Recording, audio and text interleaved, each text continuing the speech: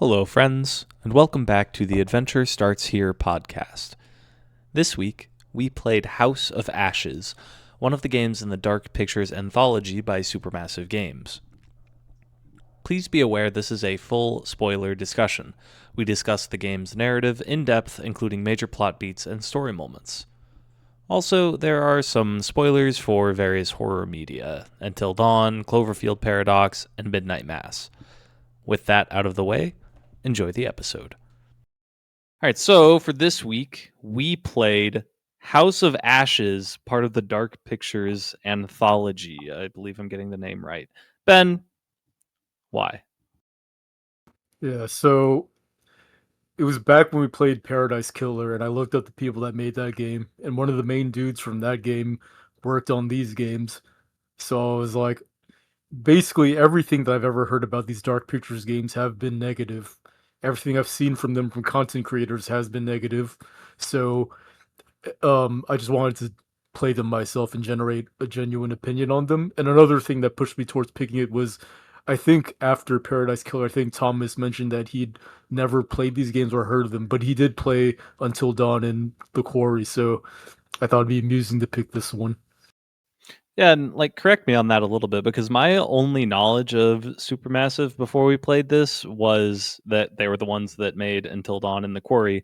I thought Until Dawn was received pretty well. I don't remember if that was their first game or not. The Quarry obviously shit the bed, but did they have that bad of a reputation outside of Until Dawn? I have no idea because I never played Until Dawn, but I also have heard that people look up upon it fondly. I mean, they can't have that bad of a reputation because they've made 8 games that are literally the same game. So they must, some people must like this. Yeah, I thought Until Dawn definitely had pretty warm critical reception. I mean, it wasn't lighting anything on fire, but people definitely liked it. And as far as I'm aware, people also do like The Quarry, right? Isn't it very positive on? Yeah, it's just me that fucking hated that game. I thought it had really bad reviews. Am I crazy? Yeah. It was just worse. It's mostly positive. I just hated that game so much that it rubbed into you, I think. Yeah, I mean, I think these games are kind of like Split Fiction, where they just kind of designed for the mouth-breathing simpleton to try to just ingest popcorn. I think I liked Until Dawn. I never actually played it, but I watched a playthrough of it, and I always thought the concept was pretty cool, where it's throwing a bunch of different villain ideas or monster ideas at you, and you never really know what it's going to be until the very end. That was kind of neat. And Until Dawn at least must have done well enough, considering it got a movie loosely inspired by it, but the movie was pretty good. Yeah, I mean, you got to keep in mind there are decently popular actors and actresses in that, right? That thing is a who's who, if I recall correctly. Wasn't that one of the OGs for Rami Malek? Yeah, I think it's one of his first roles. The girl from Heroes, whose last name I never know how to pronounce, Hayden Panettiere or whatever, was in it. It was not a nothing thing. Well, regardless, this game that we played was not the Until Dawn style, cabin in the woods style of a bunch of high schoolers going into a cabin and terrible things happening to them. House of Asses, as I'm sure we're going to refer to it many times throughout this episode, is about a bunch of military fellas that think that they're invading Saddam's nuclear warehouse, but it ain't that. And with that in mind, after they fall through the ground and into these underground ruins, Thomas, what's the bit that you want to have us do? All right, so I was wondering, as the four of us sit here, and hypothetically, let's just say the floor falls out from underneath all of us, and we're careening to our death, broken bones, sprained ankles, whatever. And we fall into a subterranean, ancient Akkadian, Egyptian, fucking alien temple. Who's surviving the longest, and who's failing the first QuickTime event? I think Ben's living the longest. I think Thomas is living the longest. I'm failing the first QuickTime event. Tied with Ben on that, though, maybe. I don't think I would even attempt a QuickTime event. I would mostly just try to just stay in the same spot and not be seen. Can't fail a QuickTime event if you never do them, I guess. Exactly. Very true. I think Ben would just have a bunch of cans of tuna fish in his pockets, and he'd outlive all of us. Yeah, that or He would. what Yeah, was it, what's- Cheez-Its? Yeah, what food stuff is on your desk right now that's coming with you? Oh, I've actually got nothing on this desk right now, but it would probably be Cheez-Its. Oh shit! If And we only 2 take gas what's on our station energy desk, drinks. if we only take what's on our desk right now with us when we fall, I got some fucking liquid IV drink. I got some garlic and herb pretzel crusts, and some Lifesaver gummies. So I think I'm Jesus set. Christ! I I got a lint have roller and some glasses cleaner. I'm fucked. I have some ibuprofen, some allergy pills, some omega-3 supplements, a multivitamin. I think I'm Wait. Oh good. yeah, I have multivitamins too, but like I don't know. Yeah, wait. You're not Yeah, gonna be you guys are vitamin D fucked. I forgot deficient. I forgot I have my weed gummies here. You guys are fucked. Oh, I got my weed pens here. I got a lighter. Doesn't Yeah, mean was that you stuff failed gonna the help you QT survive? first. Yeah, exactly. You guys are gonna fill up all the QTs. Hell no, I'm gonna be so dialed in. Ben's Cheez-Its. That's Yeah, true. but I don't have them on my desk right now. If we're Cheez-Its- just limiting it to that. Cheez-Its definitely are like a version of the premonition tablet. They're way better than that. How dare you? Jesus Christ. So like super broad scope question talking about these games, like even before we played House of Ashes, when you guys think of a supermassive game, what do you think? Like a little bit more than just shit, which might be some of your answers, but like that, I mean, they make the same game over and over and over. Like, what's the like briefest way you would describe this type of game that they're making? Uninspired, trope-filled horror slop. I don't know enough about these games to know like how unoriginal they are, but I assume that they're very. I don't know if unoriginal is the right word, but they borrow a lot from their inspirations, from what I've seen Thomas post in Discord. But the way I would Oh, yeah. describe it is kind of the way that Eris described it, where he's like, if you you should not buy these games, they're a scam. The best usage of these games is for one person to purchase the game and for thousands of people to enjoy by watching the stream. Yeah, fucking heard that. When I found out this game was $30 for a 6-hour experience, I'm like, I would have rather bought 2 movie tickets. I feel like that's actually less bad than it probably was in the past, because when I clicked on the Quarry after you guys were talking about it, it said $59.99. See, oh yeah, that is how much I paid for it. That's like insane. 5 years ago or whenever it came out. Was the quarry much longer? Like maybe 2 or 3 hours longer. Yeah, it was a little longer and it had a lot more like branching paths, and I mean that's what ends up blowing up the budget of these games, is to bring in these like actual named actors and ask them to record like Baldur's Gate 3 levels of like voice lines and mocap and shit. Yeah, when I think of supermassive games like The Quarry and Until Dawn, all I think is cinematic and with italics, parentheses, and quotation marks, reactivity. Yeah, very true. Also, I- you know what? I'm just going to get this out of the way right at the top. I actually thought this game was way better than The Quarry and Until Dawn, and I actually kind of liked it. I also have relatively positive feelings about this game. And the reason for that is that, like, I felt like they serviced themselves well by picking a like unique setting in this game, and instead of just being a bunch of high schoolers in a cabin. So yeah, this game like kind of, I'm not going to say like fundamentally altered my vision of what I think Supermassive is, which is uninspired horror slop, but yeah, I actually liked this game. Kind of. And also to kind of like piggyback off the word horror, this was one of the least scary games I've ever played in my life. There's like Is 2 there jump scares any- at the beginning. Yeah, like at the beginning when you first see the creature like walking through the tunnels or whatever, it hits you with like the violin bump. Yeah, because I mean, I remember like even watching Until Dawn, like some of the scarier parts of that game were like when you failed a QuickTime event and it was just like an immediate decapitation and that was like a functional jump scare. I don't know for sure whether or not that happens in this game, but it feels like all of the potential horror is kind of not even kind of, it's extremely telegraphed to contribute to that feeling where it's just not scary. It just Yeah, doesn't. It just doesn't do a very good job of like building tension at any point. Because like one of the things that this game did so many times that was really obnoxious was they presented this like kind of like almost Deus Ex Machina in the opposite direction, where it was like, oh, we found a generator. Let's get all the lights on. Okay, we got the generator on. Hooray!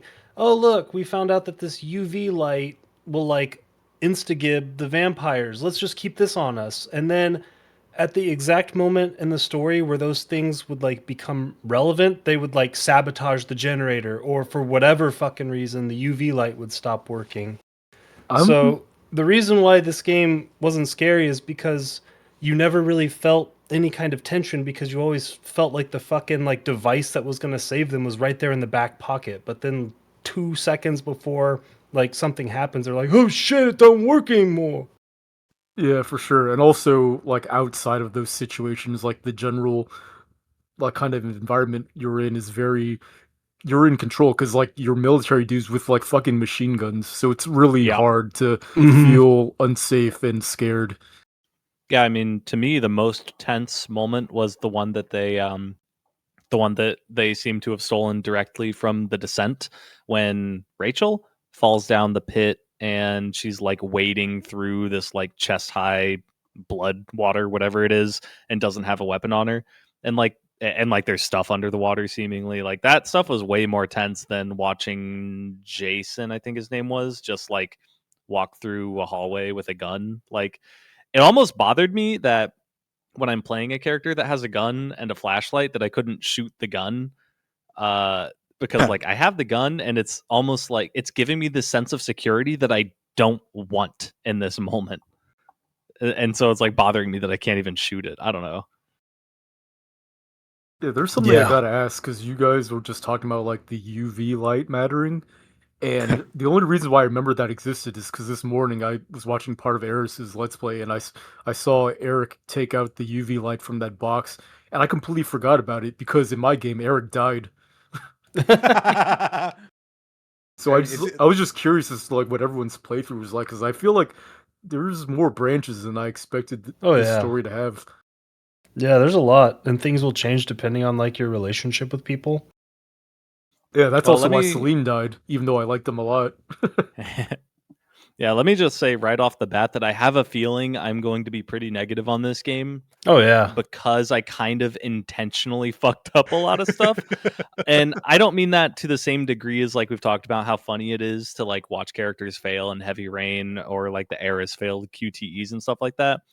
I kind of just had a sense of like, okay, this person's competent, this person seems incompetent, and I'm kind of gonna like do the QTEs based on that. Like I'm gonna kind of role play my Roleplay? QTE Yeah. decisions. Yeah. Um, so Eric died immediately. He died so fucking fast because I failed a couple of QTEs when he had the rope tied to him that Rachel was tied to. I was like, no, you don't get to fucking cut off your ex or your current wife just because you think that you need to. Like, nah, you're hanging in there, bud, and that made him die. Wait, really? Because what? I Really? also did that and he didn't die. Yeah, Wait, what did you same. fail before that? Like, was the guy just like, did he get shot by Dar or whatever that guy's name is? Yeah, that's how he gets shot by Dar and then falls off and gets impaled by a stalactite. Oh hell yeah! It's like a fucking Tomb Raider death. I think he had taken a bullet before that, so I don't know if that impacts it, but I had to fail the Yeah. rope cutting QTE twice. Yeah, that's Yeah. definitely curious. For me, Salim shot Eric straight in the fucking forehead when they first Like in the met. very literally, beginning? no, well, I guess beginning of the meeting. It was literally their first meeting, and it was like a surprise meeting. And Jason, there was like a choice where like Jason was with Salim, and he hears the other companions coming, so he has to make the decision whether to tell Salim to hide or to kind of confront the other Americans, and hopefully it goes well. and that's the option I chose because I was just hoping that they would be humane. But then it was not that, and Salim just shot him in the head and ran away. And That's then fucking hilarious. later on, and this was me role playing as myself. It was near the end of the game, and for some reason, like we partially destroyed like the alien eggs or whatever, and then we were heading back to the surface, and I can't remember why, but somehow Salim and some contrivance got separated for everyone.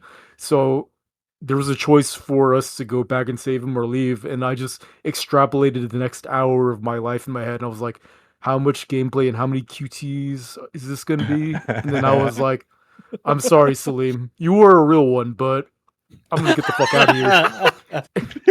And the other reason was that everyone hated Salim, and that was like in the American like corp because of decisions I made in the past. They were all telling me we should not go back for him. I was like, you know what? Let's just go. That's fucking hilarious. Oh my god. You were right though. There's a shitload of QTEs if you go back and rescue him. It's like a ridiculous amount.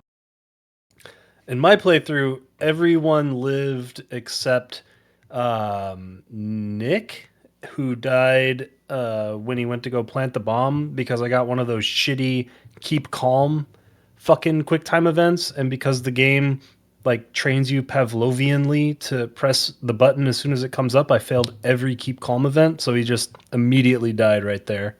Ha. Yeah, I had everybody live. The only time that someone almost died was when Rachel got like the fake out death of Rachel, and I was like pissed because I was like, "What the fuck?" But then it was just a fake out death, so yeah, everybody lived by a mile. It's like there's a lot of. It seems like there's like a point system of it's like if you're like -4, then Salim just shoots Eric in the head or something because you Yeah. can. Because I had him not hide, and then Salim was just like, "I'm not going to shoot you guys. We're going to be chill." And then the Americans don't shoot him either, and everything's like what Ben wanted to happen. I think. Yeah, So I must have screwed something up earlier. It's possible that Nick just dies if his relationship with Eric isn't high enough because, like, I guess what happens is Nick goes to plant the bomb, he sets the bomb off, and then he has to like pass some QuickTime events to like get back and not die to the vampires or whatever. And then the other group like stays there, like trying to listen for him to see if he made it back. And the only person that hears something is Eric on the radio. And if his relationship with Nick is too low, he'll just like turn off his radio and they'll just leave. Ha! Wow. That's dope. Well, so kind of follow-up question, because of my experience being quite different from you guys's. How do you guys feel? So, like, I think there are some decent bits of reactivity in this game. Like, I think there's kind of a decent scaffold there that the game could function off of.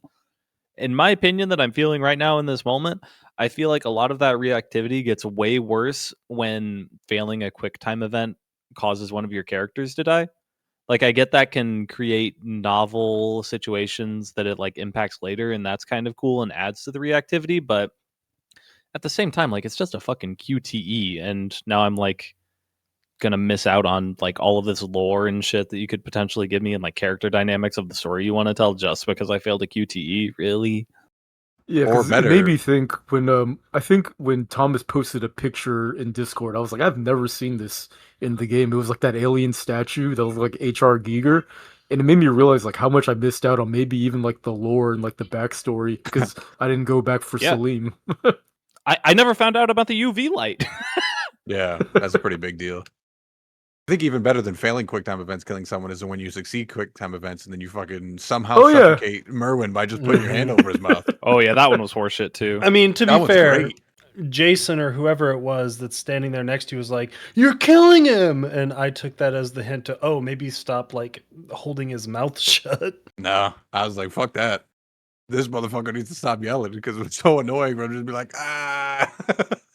I just feel like if you're gonna present something like that, where like failing a QTE is an option that you should do, number one, they need to present it earlier before it's not a life or death situation as like a soft tutty. If they did, then I can't think of any right now. I mean, it's And- Merwin. Because that motherfucker dies anyway. Yeah, I mean, I'm saying they should have shown some soft tutty of that being a thing before you're even in the ruins.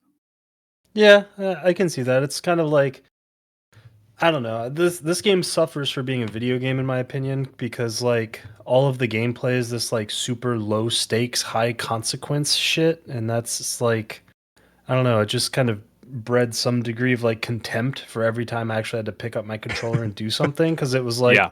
sometimes I just wanted to sit there and watch a fucking cutscene while Yeah. I like shoveled fucking kiwis into my mouth or whatever. But no, I have to hold my controller at all times. Were there? I saw some of the accessibility options that affected QTs. Are there any that just auto succeed them? I'm sure there are. I didn't turn I'm that sure on there though. too. Yeah, Yeah. I just pressed the middle difficulty and let it rock. I didn't even look at the fucking menus. Yeah, I don't know. I felt similarly. Like sometimes I just wanted to like treat it like the movie that it's trying to be and put it on another monitor while I play Fellowship or something like that. But yeah, for what you said, the game doesn't really let you do that. You could definitely turn off the QTE timers because that's what I thought you could turn off the dialogue timer for Ben, but it's not the dialogue, it's the QTE timer. So you could basically get that experience. Oh, maybe that's fair then. I still agree with the criticism that this kind of should have just been a movie or a short series, but yeah. Without a doubt. Yeah. I think all the Would have been gameplay better. only detracted from the experience. Like what Tom said, right? Of like you want to just sit back and chill, but now like you're just going like tap tap tap tap because you're holding your breath. Yeah, like the only time I was actually happy to be engaging with the gameplay was when I would find those like little items on the ground that were like the flashbacks back to the group in the 1940s, because that was like a more interesting story than what they were telling. And there's no QTEs in those. Yeah, but it's like they could have just like put that in interspersed in a cutscene or have someone find it. Like, I mean, I understand why they didn't, but and that's also not an endorsement of the actual quality of anything in particular, but like every other time I had to engage with the gameplay, it was just kind of like, oh look, I'm walking really slow. Oh look, I turn like I'm fucking drunk.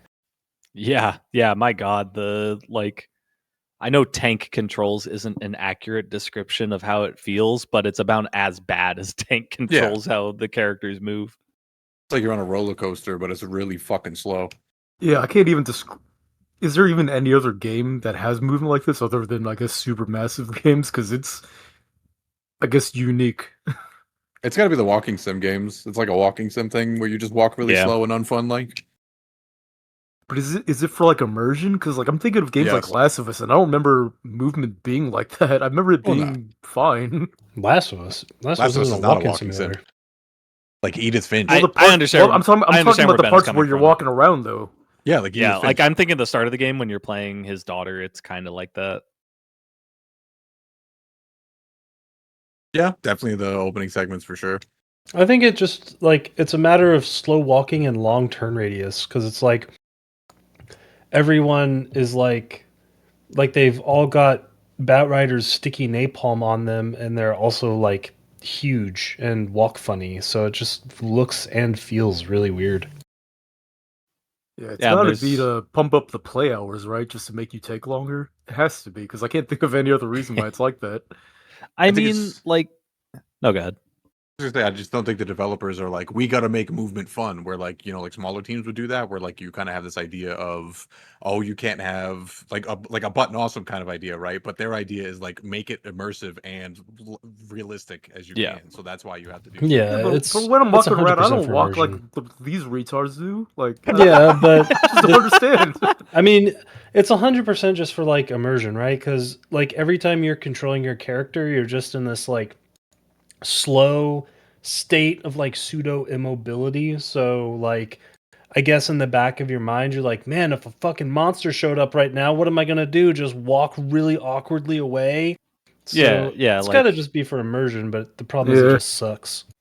Yeah, part of my problem with that in particular is what I said about the guns though. Like it's giving me the security of the gun, but I can't shoot it myself, so it like doesn't really feel like I have the power there. But like to Ben's question, I guess, is like the high end of something like this is or like in terms of the movement is like an amnesia game I'm thinking of Dark Descent in particular, which is shockingly similar to this game and way better in my opinion. But that game has a lot of those like slow moments where you need to like crouch and slow down.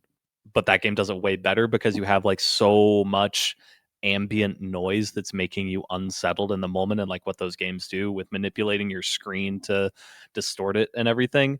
But the ambience in this game fucking sucked 99% of the time. There was one good bit at the end of the game when you're like slowly moving through the statues and you like have to avoid the tripwires or whatever, but like that was the only part where it was kind of cool.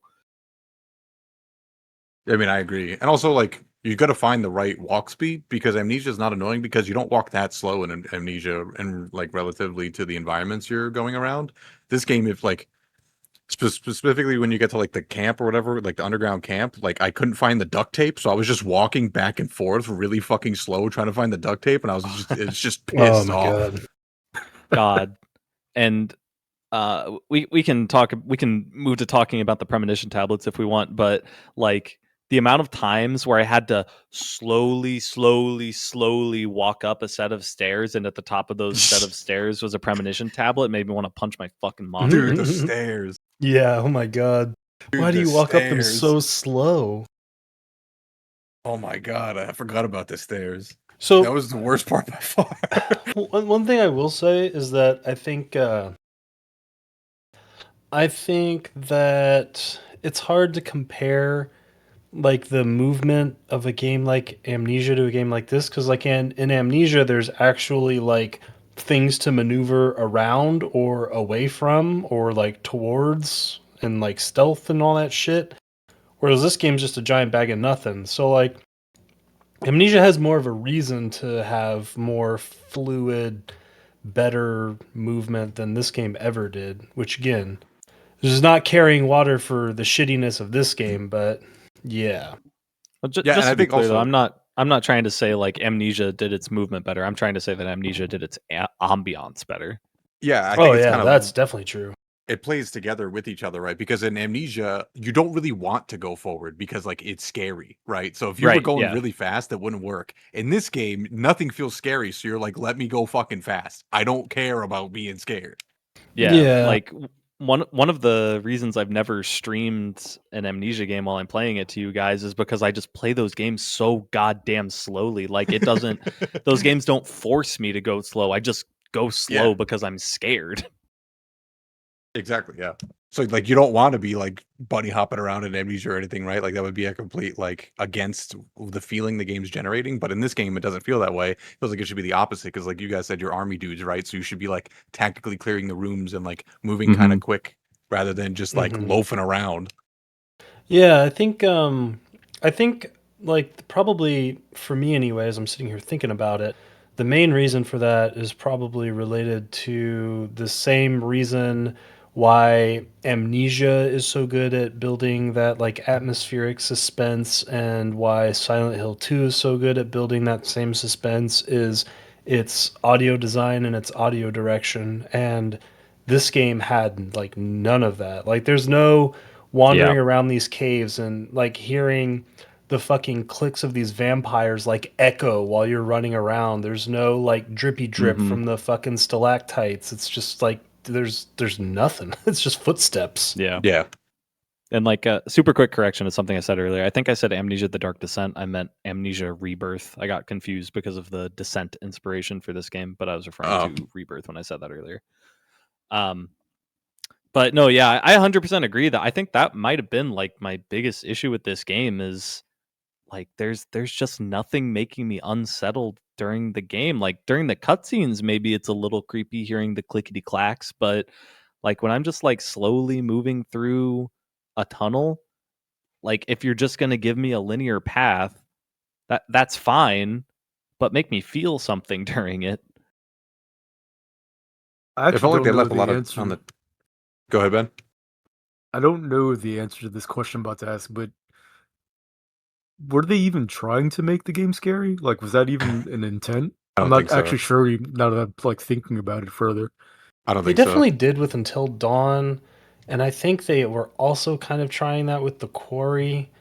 But yeah, I don't think they were trying to make this game not scary, but they definitely weren't trying to like make you shit yourself. But like the other thing too that I was thinking about earlier when you guys were talking about The Descent is that The Descent as a movie is scary as fuck. Like that is easily in like it's not in my like top 10 favorites, but it's definitely in my like top 10 fucking freak you the fuck out while you're watching it movies. So it's weird to take inspiration from something that is like canonically terrifying and then just not recreate any of that. Yeah, I feel like they were trying to be scary. It's just that they do it so little. Like the two scenes that I remember the most as being scary were very clearly trying to be that, and that's the scene I mentioned earlier with Rachel falling into the pit and tiptoeing through the tripwire section at the end of the game. Like those are pretty tense. Like you uh like going back to Amnesia again, like the kind of underwater section Amnesia, not underwater, but when there's like the water monster that's like really loudly following you, like that shit freaked me the hell out when I played that game when I was a kid.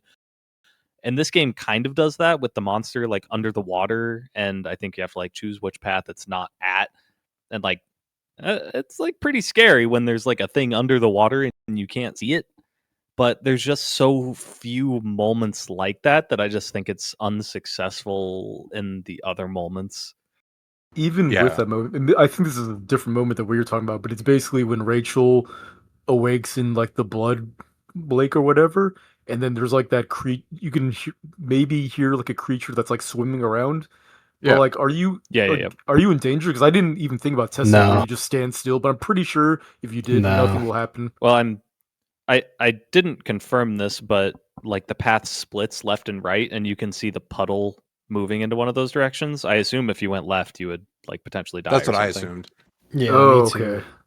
Yeah, but 'cause there's, like, as far bubbles as on it one of the paths. actually, yeah, as far as it actually like chasing you though, I don't think it does that. Gotcha.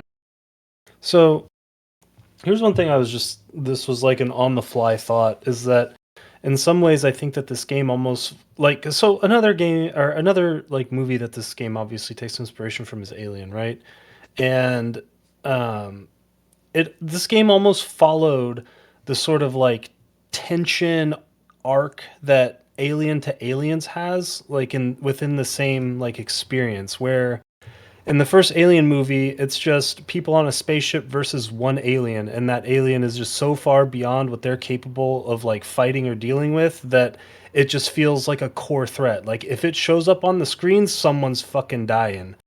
And then in Aliens, the next movie, they kind of turn them more into like cannon fodder, where now they've got guns and they're like mowing them down, and like one individual alien doesn't really feel like a threat anymore. So it's not so much that it's scary as much as it like morphed into more of like a sci-fi action movie. And this game almost did the same thing where like when you first run into these vampires, like yeah, they're fucking people up. People are dying left and right. No one knows what these are, how to deal with the threat.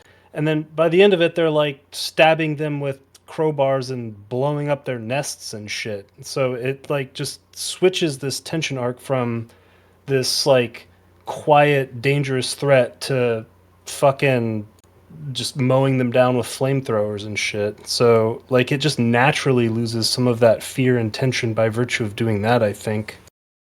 Yeah, for sure.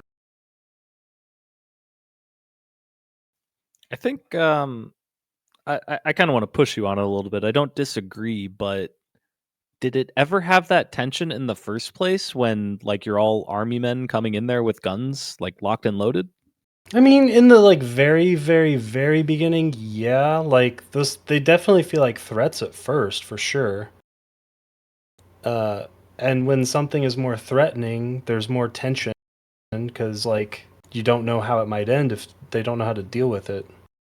Now, was it ever scary? Not really, but like I think it got less scary as it went on. Even like it started on solid ground, even though like I mean, comparing this movie's like fear and tension to Alien is hilarious. It's not that, but it is like along that same axis. I think the thing is like I'm not starting off from like a foundation of saying that this game is scary because it's not. It's more just like if we think about the tension arc of Alien, it's like a flat line. Like it is a flat fucking line all the way until the last like 30 seconds of that movie, the tension is always high. But then if you think about segueing that arc into Aliens, it just kind of like that fear and tension like graph is just kind of slowly descending more and more and more as they become less of a threat. And this game also does that, but obviously like it doesn't start off with that fear and tension like straight line being as high as it is in something that's actually scary. The problem is it just gets worse as it goes. And it doesn't start very high. Yeah, I think what I'm kind of struggling with is like, no, I'm having trouble getting this out of my head. Like, if it followed that kind of through line that you're describing, where it's like super tense and super scary, and like the first half, which we might call Alien, if I'm understanding you right, and then it kind of falls into more like action pass, like fuck 'em up in the back half. I just never really feel like the game presented it to me in such a way to make me feel like I had the upper hand. Like, yeah, we're blowing up their like nest or whatever, and we have a plan for it and everything, but it's still always presented as extremely tense. Like, if you fail one QTE, then Nick is gonna die, and then the whole plan goes to shit. Like, I never really felt like, in terms of gameplay mechanics, that I had the upper hand, even though the characters are kind of acting like we do. Well, sure. That's because the gameplay mechanics of this game are fucking terrible. So I'm just looking at it purely in terms of narrative. Because, yeah, you are right about that. Well, Thomas, you're always the guy that has some strong things to say about what a game is saying, and you have compared this game to Alien, which has a very strong message. I'm not gonna get into it of what the message of Alien could be, but what's the message of this game, Thomas? This game doesn't have a fucking message. Are you kidding me? These games are slop. I'm only comparing this to Alien because it's like pseudo sci-fi horror with like very obvious H.R. Geiger like motifs flying around at the end. But there is nothing else that this game shares with Alien, and especially in terms of quality. God knows. Yeah, I mean, I Go think it's ahead. America. Fuck yeah! I think that's what the game's trying to say. Yeah, this movie is like I don't know about that actually, and the only reason I say that is because of my specific playthrough with my ending where Eric died. And the reason why I say that is because, and this is actually one of my favorite parts of this game, and I'll remember fondly forever, is that, you know, in the ending slides where they play the credits and you have like the Jeffrey Epstein cover up people like debriefing with yeah, everyone. Yeah. So the so deep they're going state. through all yeah, so they're going through all the characters. Everyone's just like debriefing, like unloading their traumas and all the fucked up shit that happens. And they get to Eric's corpse in the body bag, and they start talking about like how he made the K-list system. And then the cover up dudes are like, "Yeah, what a piece of shit system! This dude fucked everything up. Everything bad that happened because this guy, this dead fucking retard. Go fuck yourself." And I love that great. shit. So I think, like, gun to my head, if I had to say what this game's message was, it would be, you know, the what would you call it? The fucking meme from the first Predator movie where Arnold and the black guy show up and he goes, "You son of a bitch," and then it shows them like clasping hands. If this game's message were anything, it would be a photo of that scene with the USA on the left and the Middle East on the right. Depending on your playthrough, really. Because I mean, Yeah, Ben, that's true. Depending on your playthrough. Oh, I think I've got it. I think I've got another interpretation of what this game is trying to say. All right. This game is the most anti-American game that's ever been. You know why? Because I think it's levying some criticism at the war in the Middle East, clearly, at the start of the game. And you know what? The alien vampires, they're fucking Native Americans, and we're just going in there and blowing up all their shit. They were here before us. As Oh my far as God. I'm concerned, anything like this could be nonfiction after reading the Epstein files, because like this whole fucking game was like a side quest of Jeffrey Epstein that he checked off in between his baby cannibalism days. dude, that would be so sick if Eric died or whatever, they would just be like, his real name's Jeffrey, and that's all they said. Oh my God. I explained why they shit talked him after he died in Ben's playthrough. So Have you guys are you at all aware of the other games in this like anthology series? Like, do they always end with this like SCP shadow government thing like covering the story up or whatever? I don't know anything about them. Me neither. I know about like a lot about the beginnings and middles of them from watching Eris play them, but I usually watch them while going to sleep, so I never remember what the endings are. I only know that one of the games has my favorite name for any game, which is Man Madan. But besides that, I don't know shit about him. Oh, I I was just actually thinking remember- about choosing that one instead of this one because that's the game that the Paradise Killer guy actually worked on. That was That one's funny. spooky from what I know. Might I be the didn't choose it spookiest game. because I googled like what's the actual best Dark Pictures game, and the consensus was this one. Yeah, I do see a lot of people praising this game on the online. But yeah, Why? I've just been wondering like what the connective tissue is between these games, other than obviously Robert Patrick being in like all of the Yeah. extremely unnecessary, useless scenes that he's in. Is there any like permutation in this game where that is relevant? Because it had some relevance in Until Dawn, and I kind of liked it in that game. Maybe not for the storytelling device, but for like what it represented in the story. But unless there's something in a different like permutation of decisions, it was just fucking the The It's just Crypt Keeper. the narrator from that one old TV show I can't remember the name of. Crypt Keeper, Tales from the Crypt, Rob, whatever from Twilight Sure, we'll Zone. go with those. Yeah, Twilight Zone. That's it. Thank you. Rod Serling. Thank you, Serling. I think it's just because Until Dawn did it and people liked it, so they were like, "How do we do this in every game we make since then?"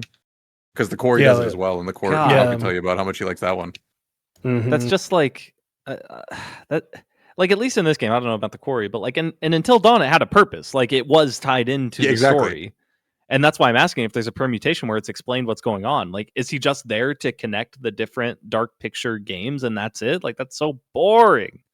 He's think just that might be there it. so that you can ask for a hint before Act 2 begins, and he says something that basically just means the UV light will kill them after you hear someone else saying the UV light will kill them in 4 different ways beforehand. Is that that's like a quote from something, right? What? The light up from hell thing that he says. I figured Oh, that. I thought that's what you were gonna yeah. say. I thought that was just an excuse That for them is- to shoehorn in the quote from whatever that's from. Yeah, he said it was from some poem, right? Or am I making that up? Yeah, I forget which one it was from, but yeah. But yeah, like I don't really feel like they. I mean, it's a horror anthology, and horror anthologies always have to have the like. I forget what the term for it is, but like the outside Curator? of the story shit that's going on. Well, because I mean, like all of these horror anthologies do this. Like Tales from the Crypt has the Crypt Keeper. Even those like stupid VHS movies always have some like plot that's layered above the like horror short stories and shit. But it doesn't really feel like it serves any kind of purpose, at least in this game, because he wasn't adding anything. It's not fun. like in VHS, it kind of works because it's like it's really just another short story that's just like kind of segmented throughout the rest of the movie, and like in those movies, it actually ties everything together pretty well. Like you can judge the like story that happens in those what you will, but does a pretty good job of tying it all together. Like, oh my god, at the end of this short story, what's going to happen next in the real world or whatever.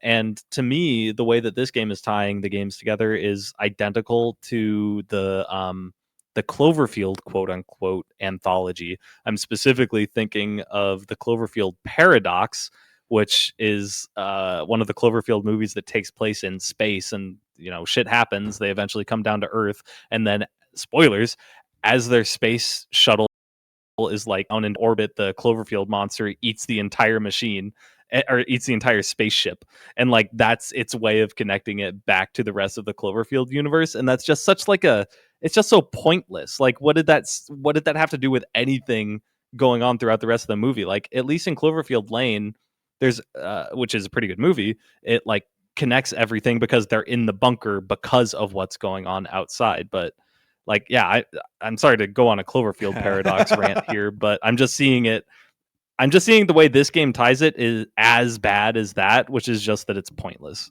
My main issue is that unlike the Creeper, who's like fun, weird, and quirky, and Elvira, who's tits, the guy doesn't do anything. He's not interesting. He just says stupid shit. He's not cool. He's like a super condescending Dungeons and Dragons DM. Is he an actual celebrity? Because I don't know anything about him. I think he's an actor. I wouldn't call him like an A-list Yeah. celebrity. We thought he was Robert Patrick, but he is not that guy. Yeah, he looks so much like Robert Patrick, but it's not. And when I looked him up, it was just like some random dude. I'm sorry, but Thomas said condescending DM, and now I just can't picture him as anything but a DM that just prepped way too much. That's really And the funny. players are all waters. like, They're like, I don't care at all. Just keep it moving, Grandpa. Yeah, like I want to go touch the barmaid's titties. Yeah. It's this 10,000 word paragraph that I wrote. But yeah, I think like one of the things that is core to being one of those like horror movie hosts, like Crypt Keeper Elvira, fucking Joe Bob Briggs, whatever, is you have to have a very keen sense of like pacing and like maintaining the same sort of energy like as you transition back to this like interstitial scene. Like this game would just finish an act of the story and then you would just go to this guy who just like sucked all of the energy out of the room by just like, yeah, would you look at that? Do you think Nikki's going to save the day? And then it would just like go back and like it was just this super unnecessary tonal atmosphere mood reset that just did nothing but kind of get in the way. Yep. Yeah. 100%. Yeah, like you saying that makes me realize that it maybe could have worked if it was just at the beginning and at the end, maybe, or if the ones after the acts were like really, really short. But he just keeps talking, and I don't care. He just never shuts the fuck up. God. Yep. All true. Do you guys remember a single line that he said? I can't remember any words that he said. All I remember is that I only ever saw those scenes when someone died, which was twice. So I saw 2 of them. It's just white noise, like the most notable that guy ever was in my brain was in the like opening credit sequence when he's walking down the hallway, and I was just thinking, what kind of asshole wears a hat like this?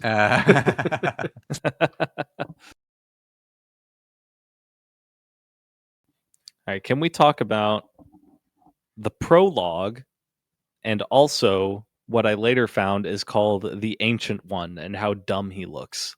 Oh yeah, dude, the chipmunk. What the vampire fuck is the guys? Which one did you guys The get? fucking chipmunk. There can be multiple? I assumed it was what the fuck is the Ancient One? It's the fucking guy who runs around and chases you, like the guy from ancient Egypt who died and then gets the chipmunk teeth. The guy that looks vaguely human compared to the rest? Yeah, the guy. Okay, I remember that guy. Yeah. Is that the only connection between the game and the prologue? Yeah. I think so. And it happens in the same place. Yeah, I mean, outside there's also of like the the guy actual that you can story find. thread. There's the guy that you can find that's like on life support by the alien machines that was in the prologue too. Oh, was he in the prologue? I was wondering what was up with that. Yeah, he had the same facial paint. Gotcha. I figured that was just a way for them to like heal Rachel or whatever. To show that you can do that. Rachel was long dead by the time that happened. I assumed that the Ancient One would just take the shape of whoever like you sided with or whatever in the prologue, because I assume it's not just like the general dude that could survive. I assumed the prisoner could also survive. Yeah, depending on what you choose. And I guess they would just swap places then? I assumed that because there's like an achievement for like Batalu or whatever his name is survived the end of the prologue or whatever. So I assume that if the alternative is like Jafar survived the end of the prologue or whatever, then he would be the Ancient One, because otherwise why have an achievement there? I'm basing it purely off of that. Yeah, and apparently they share the same clothing and accessories, so I think like they would look slightly different, but I think other than that, they're the exact same. Yeah, I could be misremembering, but I thought both of mine died in the prologue, so I was very confused when I thought that guy was supposed to be. They both die, but one can die before the other, so I think it's just whoever dies second. Well, it's probably how they die, right? Because if did they get mauled by a monster or did they get vomited in their Bitten. mouth a parasite? Oh Yeah, yeah, one of true. them did get a parasite. It was like shadows on the wall, so you don't really see what happens. But Exactly. one of them got loomed over by one of the monsters. Yeah, I mean, I think that whole prologue and everything was like completely useless, personally. Unless you probably like read all of the Egyptian religion Nah, tablets and doesn't things. help. Well, then no, it's just I I don't see why it's there other than they were like, I want to talk about Egypt for a little bit. I will say, I think in a vacuum, the prologue was my favorite part of the game. Yeah, dude, you don't understand. Like, I thought the prologue was so much better, like a much better setup than the rest of the game. Like, fuck yes, give me 4,000 year ancient Egyptian, fucking Babylonian, Sumerian, ancient Yeah. religion fuckery. Like, that's going to be so much more fun than, hey, what if we actually did the Iraq War? Like, why? It just felt slapping the like you actually have some unique setting that Supermassive has finally decided to do in the ancient Egypt situation, and like there's a plague going around, and like you could do something with that. Like it would be interesting, it would be novel, it would be like kind of a bold choice, and I would respect it for that. And the slap in the face came when that section ends and you just get this fucking rock music playing over Apache helicopters flying over sand dunes. Like, what is this tonal shift, man? What happens? Can you like lose the fight at the end with the ancient one and he just wins? Is that like possible? I'm assuming it is. With Nick? I assume it is. Well, Oh, whoever you have at the end, like the Oh end my when you're God. in the eclipse. you just gave me an acid flashback to how that guy died in my playthrough. Who, Nick or the ancient one? The ancient one. I totally forgot. So the way that it works is like Nick goes into at the bomb, right? And the ancient one sees him and starts kind of half-assedly chasing after him. But in my playthrough, the first vampire that found Nick killed him because of the stupid ass keep calm things. And so he just died to a random vampire, and then they blew up all the C4, and there's just like a 2-second scene with the ancient one just kind of Oh my God, writhing you're around on the right. ground burning. And that Wait, was it. That's what? That's the exactly what last happened time I with saw me. him. That's the Wait. last time I saw him. You guys It didn't was have the so crazy bad. ass fight with the eclipse and everything? I had the No, eclipse fight. I had the I had the fight, eclipse but he fight, but the wasn't ancient there. one wasn't there. Oh, Yeah, it was okay. the same for me. Dude, so that's what I think about the reactivity in this game is so fucking weird because like it seems like things just kind of weave in because if he's alive, he's the first thing you fight in that segment, which he should be the last thing because he's the only thing notable. So you fuck him up and you shove a flare in his mouth and then he just burns to death. And then you What fight the all these hell? vampires afterwards and it's just like a swap between characters shoot show when like I was really pissed that it wasn't inverse and he was the last thing you fought. Okay, like what the fuck was the point of the ancient one in this game? What Yeah, he was just got he owned. supposed to be? I mean, if you Seriously. take the game as a whole and you just lop off the prologue, still understand the entire thing just fine. Yeah. Yeah. He's Oh, just supposed to be definitely. like the big bad, right? Like the leader of the vampires, but he's not. He never does anything good. Yeah, but the way that like it works, at least in my mind, is that that faction doesn't need a leader. They're just monsters. yeah, yeah, it's like a massive hive of these things. You could have them hive minded for all I care. Like it doesn't matter that much, and like it never really gave the vibe to me, at least. You know, I only had 2 people alive at the end of the game, so I could have missed shit. But like, I never got the sense that he was commanding them or any more Yeah. powerful than them. Like, there's the point where he's stalking Nick, and he just goes into this like full fucking like Moe's from The Office sprint. Yeah, And yeah, he just looks fucking ridiculous. I'm like, I can't take this guy seriously, man. yeah. I think it's just trying to give like personality to one of them. It's also Think I weird to me heard that it. he's Peter the Rabbit. ancient. It's weird to me that he's the ancient one, even though like they clearly had a shit ton of them 4,000 years ago when he got devoured. So like, wouldn't they be the more ancient ones? The When did the True. word one? ancient one appear in the game? Because I just don't remember those words Nah, at it all being doesn't. spoken. It must be in like either the text or just some way that the community refers to him or something. Yeah, I only saw it on a wiki. Yeah, same. Okay, just making sure that I didn't like miss. I knew I missed stuff, but I didn't know if I missed that much. My We assumption, can. my assumption could also be if you turn on like closed captioning or something, and then like it's like Ancient One grunts or something. I think I had closed captioning on, and it never had anything for him. I think. I don't remember. But, I mean, regardless, we can just call him Peter Rabbit for the rest of this if we want to. Yeah.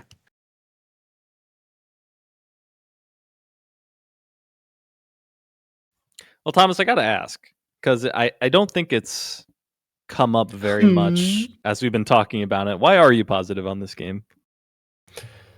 Like, don't get me wrong, this game is not like blowing anyone away, and like saying I like it is maybe a bit strong, but like it's above a 5 out of 10. Let's just put it that way. And I think it's just like it kind of scratches these same itches as just any sort of generic trope filled like just crap schlocky horror movies. And I'm already at like a baseline level of enjoy that out of 10. So like this game wasn't so egregious that it really turned me off. Like I said in the Discord, I think if they had deleted, if Rachel and Eric just were not romantically involved and there was no sort of like romantic subplot in the game, I actually think I would have liked this game a whole lot more because like the whole Jason and Salim like just being a fucking buddy cop horror movie was like super fun. Like it really pulled into Sure. its own once those two got together and just started like being cool. So like there are positives that I extract from this game in terms of the narrative. I think visually this game was very pretty, even though if you look at anything above any character's neck, it makes you want to fucking shoot yourself. Um, but yeah, I mean, it just kind of scratches these itches that I just have a natural predilection for, like at a baseline. Yeah. I see where you're coming from. Like, I definitely think the Rachel, Nick, Eric plot Love line is triangle. just like, yeah, like it's just something where it's like, all right, we have our setting, we have our plot beats, our characters aren't that interesting. What do we do? Just throw a love triangle in there. You're good. It's Yeah, so And weird because what if it they is. wanted to focus like that, like they already had the humanizing nature of Jason and Salim for that. I think that was very effective, and Yeah, sure, exactly. anything on top of that yeah, is just draw like additional white noise drama. yeah. I think you're right because what I was gonna say is that if they just like took it back to the drawing board and they just made the A plot B plot, Jason and Salim as the A plot, and then Joey and the guy that you strangle at the start of the game as the comedic relief B plot. That would have been fine, in my opinion. I would have enjoyed that. Yep, I 100% agree. Like I actually liked what was his name, Merwin. He died really fast in my playthrough because he was the first quick keep calm QuickTime event. But uh like I actually enjoyed the dynamic that the characters had between them in this game other than the fucking romantic subplot. Everyone else I thought actually had pretty good chemistry between them. Yeah, and I think like this game definitely wanted to explore like the pro versus anti America thing with regards to the Middle East, and I think they really should have just leaned into that instead of this boring love triangle. Well, see, I disagree there. Because if they had done that, I would have hated this game a lot more because you actually have to be like a good writer to do that sort of thing and do it with a deft hand. The person who wrote this game was not good. They were good enough. Honestly, I think the only other thing that I kind of want to briefly mention is we had mentioned in the I don't know how in depth we got into it. I just kind of glazed past it about the camera in this game. I thought the camera was actually worse than the movement. Didn't bother me. Like when Tom Yeah, it mentioned it didn't too, bother like me either. I had no So issues, so nothing from my side. there was only one spot in the game where it was totally fucked, and it was in that snipped video that I pasted that just never worked on Discord for whatever reason. And it was in the very beginning of the game when you're walking around in Salim's house. Yep. The camera there is so fucked. It is so ridiculously fucked. And like adjacent to his kitchen is this like little laundry room that you can walk into, and your camera like zooms in above his head, and it like made me sick. And it was just so fucked up when you combine it with the turn speed of that game trying to get out of that room. But Yeah, after that, it was pretty much fine. I think I experienced that in addition to, I think you need to like find something that he had on his bed or something like that. And I just couldn't see it because I couldn't move my camera around in the room to see where I needed to look. I vaguely I'm remember that wondering- being like, why the fuck I had to look under the bed? I remember thinking that. I'm wondering if I have like more positive feelings towards this game because I held W. Because like you guys were talking about all this shit I didn't do, like getting your camera stuck and walking upstairs. I don't remember any stairs at all. Oh yeah, I mean, for all the shit talking I'm gonna do, it's still not gonna be close to like my lowest rated game because I think, like, number one, the thing we haven't really mentioned is that regardless of how you feel about this as a game, uh, it's still just a really short, unintrusive 6-hour experience. Like, to me, there's kind of a floor on how bad that can be. Yes, that floor is going to get lowered because of the $30 price tag, but it's still a factor. Yeah, that makes sense. You don't feel like you have invested too much if you don't like it in the end. Yeah, like it would be a lot different if I was forced into like a 100-hour JRPG with writing that's like fucking Chaos Wars, Yeah. Speaking of Chaos Wars, I think that Nick's voice actor sometimes was doing NBA 2K on me. Oh, yes, dude. yes, I was thinking the same thing. I was thinking the exact same thing. Yeah. It was literally like, why don't you ever pass me the rock? I was getting like real vibes of NBA 2K from some of them. Some of them were fine, but other ones I feel like he just did one take and they were like, that's good, keep going. Yeah, I actually had the same exact thought like multiple times throughout the game, which was, why did they hire this guy? Like he was so much worse than like everyone else in the game was like from Serviceable. decent to good, but he was just such a fuck up and sometimes. Yeah. It's crazy. I remember one of the characters in the Quarry was really bad like that too, where it just All of like them. sounded like they picked up a guy off the street. Yeah, I think they just fall back on it's supposed to be 80s camp sometimes for that one. Yeah, but see, the problem is, and this is kind of a sneak peek into my final rating, is that like I don't get the sense that they're trying to do that at all. Like they have a real problem with not knowing whether they want to play it straight or like get a little weird with it. And this was the same thing because when like these schlocky, like high stakes, low tension horror stories like this know that they're bad and they lean into being bad, that's when you get more points out of me. But when you're bad and you're not trying to be bad and you're not sure if you're trying to be bad, nah, bro, that's minus 10 DKP. I mean, exactly. Like movies where like horror movies when like hot girls run away from someone and then they get stuck on the fence and then you just like see their tits and stuff. It's like they know what they're doing and it's funny. This game is like you said, it's like a line that you don't know, is it bad intentionally or because they don't know how to make something good? Yeah, and the Quarry had a much worse problem with that than this game did, but this game still had some of that for sure. I feel like for me, the only time where it felt like it was acknowledging itself in the way you guys are describing, or when it was just like straight up stealing stuff from other horror, like it was very self-aware for The Descent. It was very self-aware for Alien, and I don't know. I just respected it less because of that. Yeah, like don't steal like something and then weird tell me that you're perspective on stealing that. it. You know? Yeah, I mean, I hate that. Yeah, I have like a weird perspective on that because like I haven't even watched any of these classic movies that you guys take for granted. So as far as I'm concerned, this was the first to do it. Yeah, that makes me so upset. I know, that's why I said it. I just don't know what the point of putting the same shit into your game is. Like, hey, make it an achievement. Like why is there a scene from The Descent in this game? Like, why? What does that do?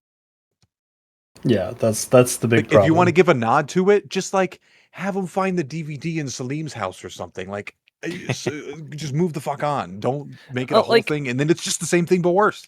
Yeah, but the problem is like how prominent it is. It feels like like the prominence of those scenes specifically that crib off those inspirations is that I feel like they were designed maybe in like pre-production where they knew that they wanted these in. They built the game to like get to those moments, which sounds, I don't know, depends on your perspective. It might be retarded. I completely agree.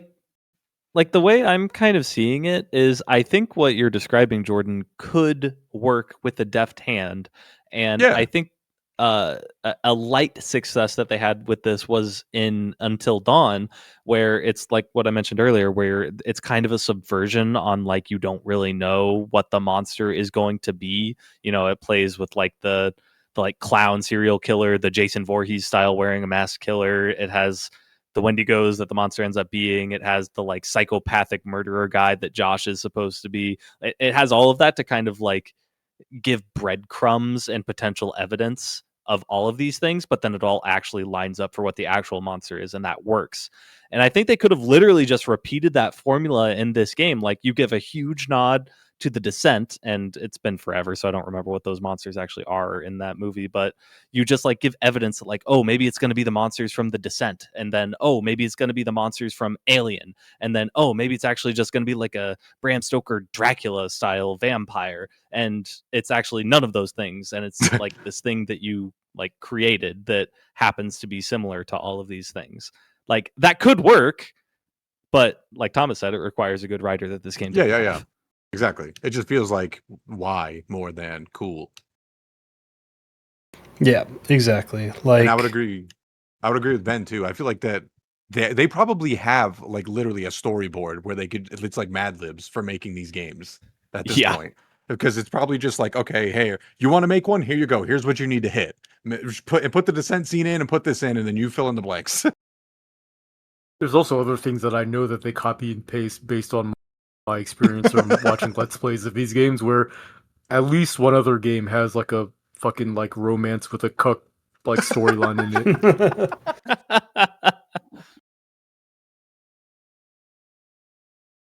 I just think they're all cucks. Yeah. In their own way, yeah. I wish Jason and Salim were gay.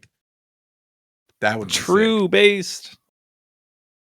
Yeah, you know what? If I had to choose between the Eric and Rachel Nick love triangle or Jason and Salim like butt fucking each other at the bottom of this cave to like make the vampires die, that'd be so I'm definitely choosing the second one.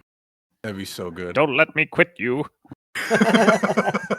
It's funny that you mentioned that, Jordan, because I remember when I was like Googling this game after I beat it, I found like Salim and Jason fan art. Oh, that's so funny. Oh that's so funny. Shit. I mean, they even have a Jesus fucking Christ. It's so good. Wow. That's amazing. I mean, they even have the Salim walking off into the sunset at the end of the game. Imagine if he, That's had his little butt boy with him. Dude, do you understand how many people would be mad? Oh my god, I would like this game so much more if they did that.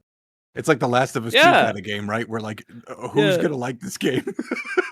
Like, take a fucking stance. Like, you want to be anti-American? Okay, have your fucking lieutenant colonel butt fuck a Iraqi fucking insurgent. And then as he flies away, he says Semper Fi and then makes out with him.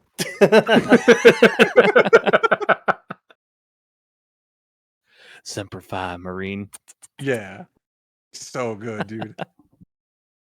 Oh my I like God. the game that we're creating better than the actual game. I do too. I'm going to have this fucking Yowie staring at me for the rest of this. I'll make that an emote. Oh my God. Okay. Is there anything you guys want to hit before we just do ratings? I can't think of anything. Well, what did you guys think of like the quality of life in this game? Because I felt like this game was adversarial in like the way that it was like wasting your fucking time with like a lot of things. Bro. Like what Tom said, there's like no pause when you're out of the window. Like I felt like there's literally no quality of life in this game other than like making the game easier via accessibility. This is kind of like repeating what we already said about the slow movement, but there was a moment, I think it's in like the first big chamber where you have to repair the generator. and I walked around for a while. Or I just like walked up some steps because it's kind of where I thought I had to go, and you go up another set of steps, and it leads to this like room, and it Yeah. takes like fucking 5 or 10 minutes of walking to get there, and I think it was just a premonition tablet. Yep. And I thought it's where I was going the entire Yep. time, and it's like, man, I'm not an advocate for yellow paint, but I would have liked it here. Yeah, you're talking about, I think you were trying to find the duct tape, because I did the same exact thing. Like literally the exact. I walked up and down those stairs like 3 times too, because I was like, it has to be up here, and then I would a Yeah. minute up, a minute down. Fuck. I literally just thought that that's where I needed to go, Yeah. and so that's why I'm bringing up, like, in the context of accessibility, if you're gonna have a streamlined experience like this, just fucking make that duct tape yellow. We're good. Yeah, I agree. Yeah, I agree. Yeah, I It's agree. super weird that a 100% game like too. this doesn't have yellow paint kind of shit. Like basically just holding up would just put you where you need to go. Yeah, because when you wrote that in the OneNote, I wasn't really sure what you meant exactly by quality of life. But one thing that I remembered, and it's the reason why I never took back any decisions, was that um, the chapter select is not very robust, not very like granular. Because like it was very early on where I missed a QuickTime event because like it was the first time I ever saw the crosshairs. Like during the interrogation scene with Rachel, and the dude spits on her, and you have the choice to like bring your gun onto his head, like just bash him in the head with the back of your gun. And I didn't know that you had to like press a button after aiming. So I restarted the chapter, and it sends you like all the way back to when Yeah. it says Iraq 2003. Oh my god. And when I saw how far back that it sends you, I was like, I'm Yeah. just going to live with every decision. I am not restarting. Yeah, I mean that's the other thing That's with like crazy. saving too, right? Like you don't save, you just quit, and then you go to the arbitrary point that the game decided was a checkpoint. Like that's what I mean by lack of quality of life. Like there's nothing that this game is trying to help you play it. You guys are making me really glad that I played this in one sitting, because I might have dropped my rating even lower if I experienced that. There's a lot of those checkpoints, don't get me wrong. It's not terrible, but it's not exactly where you're left off. Like it's just like, yeah. Right. I just feel like a game like this has no reason not to drop Exactly. you off where you exited out. Like, why wouldn't it? That's why I think it's like it feels adversarial to the player. Like it's not helping me play the game. It's just like pissing me off. Oh, and also, what do you guys think of the monster design? The what What did design? we think of the monster design? Yeah, just like visually. I just thought it was Alien, and I stopped there, but I didn't think about it too hard. Yeah, honestly, I can like barely see it in my mind's eye right now because I thought it was just kind of like very generic and kind of boring. Well, I'll say one thing which might help explain why you guys can't picture it in your mind's eye, and that is something I really hate in horror is when they use darkness specifically to not show the monster. And you see this the most in like more budget horror movies. Maybe not even budget, but like ones that have a budget but not enough budget to like get a decent looking monster. Like they'll just use the shadows to hide it because they like shadows are scary and you can get away with a lot if you do that. And that's why I kind of like horror movies like I think it's called The Ritual, because their monster design was fucking sick and they let you see it up close and personal in that movie. Sure. But this game, they're vampires, so they're always going to be in the dark and they're like always moving and they have their like wings covering them. So you never get like a super good look at them. You just get like the half shot of them looking at you from the cuck chair behind the like cliff face. And yeah, like for that reason, I just didn't like the monster design because I feel like they didn't have confidence in it. Yeah. Yeah, I mean, to me, it just looks like the fucking N64 Killer Instinct guy. And like when I first saw him, I was like, "Oh, that's very funny." That's funny. Yeah, it's missing some snaggle teeth in there. Yeah, it was just like super, super duper generic, and yeah, that's because they knew that this game was going to be in a cave, so they were like, "We can put our R&D elsewhere, like this love triangle." yeah. I just thought it was a bummer because usually when you say vampires, I'm like, "Ooh, what's the cool design they're gonna do?" And then they just made these like gargoyle looking motherfuckers that were weird. I feel like this is kind of a tangent, and I keep bringing up like random media in association with horror, but I just feel like after watching Midnight Mass, I'm so spoiled on anything that tries to deal with vampires because that show did it so perfectly. And like to like get a little bit spat on when I, as Nick, tried to show a crucifix at the vampire and it didn't do anything. Like, was I metagaming a little bit? Yeah. But like the analogies there are so one to one that it bothers me when they don't even reference it and he just beats it out of his hand. That's funny.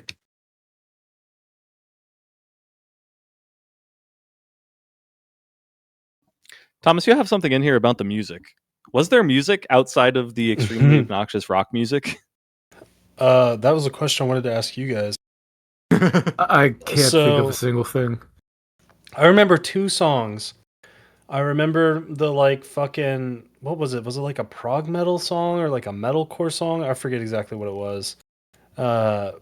In the opening credits, because that was like kind of jarring. And then they have this like sci-fi space agey song as you're going through the caverns underneath. I was like, well, that's different. Yeah. And those are the only 2 songs I remember.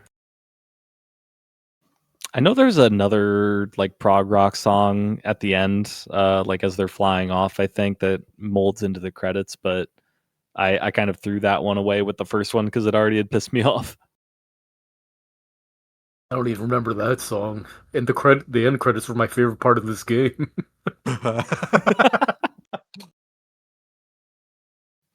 Yeah, it's super not memorable, not well used soundtrack, and I don't even know if I would say this game has a soundtrack. Yeah, it's like a movie who gives a shit orchestration kind of thing. Like who's listening to any Dark Pictures Anthology soundtrack?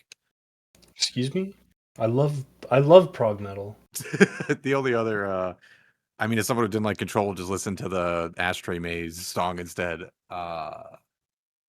But yeah, the only other thing is the premonition tablets, and what was the fucking point of those things? I don't hate them. I do not hate them. I would like to know why. So here's my confusion about the premonition tablets.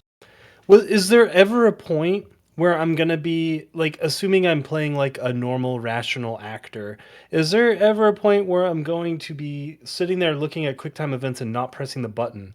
Like, am I gonna sit there and think, oh, this was that premonition tablet, I have to press it here? What's the fucking point? That did happen to me. There's one premonition tablet I found where it looked like one of the characters was getting like crushed by something, like the cavern was falling on them or something. And it's pretty early in the game. I think you're with Jason and someone else, and they're either choosing to go like right through the cavern or like duck under this, like, I don't remember what it was. It was like sheet metal or something like that. But the sheet metal looked like the thing that crushed me in the premonition. And I think I was correct because there's like a earthquake immediately after that makes all the stuff that you could have crawled through fall down. So I think I identified that as like a choice that would have killed me if I didn't find the premonition tablet. Well, that's fucked up because every single one, I'll be honest, I stopped picking them up because I just didn't want to sit there and sit through them. But like every single one that I saw was like, I keep forgetting his name, Mervyn or whatever. Like getting pulled through the hole in the ground before he dies, and it's like, because I saw that premonition tablet and then I failed it and he got sucked through, and it's like, well, what the fuck was the point of that? Like, I wasn't going to try and fail that intentionally. Yeah. I mean, I think the system would be better worked into like a premonition tablet gives you like a rewind if you do die, and then you can also get the curator or whatever that guy's name is like into it as well, right? Like, I don't know. That's how I would do it. Versus, like you said, Tom, where it's like they show you something that's a result of a failure that you're not going to do intentionally anyway. It's not like it's telling you, hey, when you get to this choice, pick this. It's saying like, hey, press X quicker, idiot. Yeah, exactly.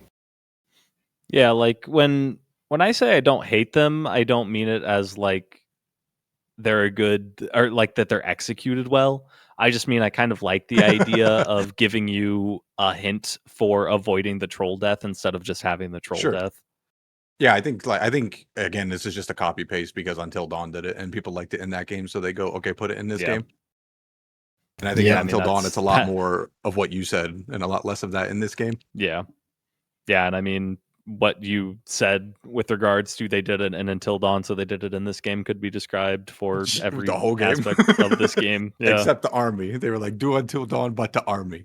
Oh, we got a love triangle, and until dawn, we put it in House of Ashes. Everything. That's all I got. Yeah, I got nothing. This game was mid. Yeah, let's go to ratings. Let's do this in order of who had the most people alive at the end, because I will Okay, I'm surely going go first. last. How many did you have? I'm second to All of last. I had I was the 3 only one alive. who had them all alive, so I think I had You a had different experience than everyone? you. Yeah. The only one who almost died was Rachel, and it was the fake out death. Everyone else, it wasn't even close. No one died. I only had one die because of the stupid ass fucking keep calm event, and I'm gonna continue to be shitty about that. I prioritize decisions based on trying to keep everybody alive, though. So like, I didn't fully Yeah, blow me up too. the shit at the bottom. I only had him kind of blow up the bottom and things like that. So, Mm. so How what many did am you I have, going Ben? first or am I going last? I had 3 people alive. Okay, so the order will be Jordan, Thomas, Ben, me. Yeah. So this game made me raise my split fiction rating from a 1 to a 1.5 because this game's a 1. God damn it! Damn, I overshot. Oh shit! I forgot. I I thought- forgot to prime it. I thought for sure all three of you were going to say 1. Like this No, is I the didn't. opposite of a me game. I thought that yeah. I Yeah, thought it was Seth's gonna got be a it. case. There's no way. Wait, no, I did 1.5. Yeah, you get points.